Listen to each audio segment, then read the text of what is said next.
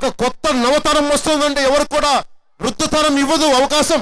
ఎవరు నేను మీకు ఒకటే చెప్తున్నాను, ఎవ్వరు మనకి ఎదగడానికి అవకాశం ఇవ్వరు. ప్రకృతి నైజం అది, ప్రకృతి లక్షణం అది. ఒక చిన్నపాటి మొలకెత్తడానికి కూడా భూమితో పోరాటం చేయాలది. ఒక చిన్నపాటి మొలక ఒక రోజున వృక్షం అవడానికి. అలాగే జనసేన కూడా ఎదగడానికి ఈ రాజకీయ క్షేత్రంలో మనల్ని ఎవరు ఎదగనివ్వరు. కానీ మనం ఎదిగి తీరాలి, వేరే దారి లేదు. మనకి పోరాటం చేయాలి. దెబ్బలు పడతాయి, మనకి దెబ్బలు తినాలి. కానీ వ్యూహం నేనేస్తాను. రాజకీయాల్లో ఎవడాపుతాడో నేను చూస్తాను.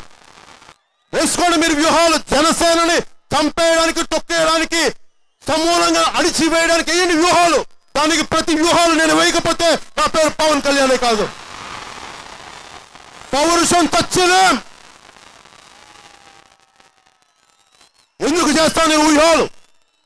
నా అన్నదమ్ముల కోసం, నా ఆడపడుచుల కోసం, నా భావితరాల కోసం కావాలి. ఒక కొత్త రాజకీయ శకం రావాలి. రైతుల కన్నీళ్లు తుడవాలి. ఆడపడుచులకి అండగా ఉండాలి.